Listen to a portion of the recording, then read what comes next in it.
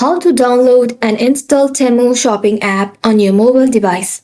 Hello and welcome back to our channel. In this video, I'm going to show you how to download Temu shopping app on your mobile device.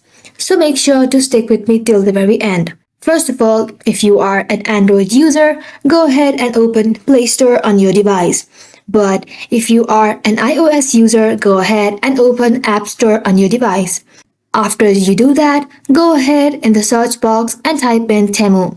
And then go ahead and click on the download icon on the screen. Soon after you do that, the app will start downloading. So what is Temu? Temu is an online marketplace that offers consumers with the widest selection of product across 29 major categories.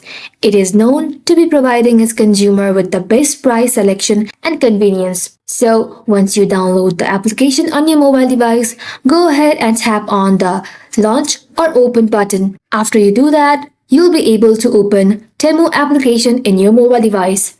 And that is how you can download Temu application in your mobile device. That's it guys. Thank you all for watching the video till the very end and stay tuned till our next upload.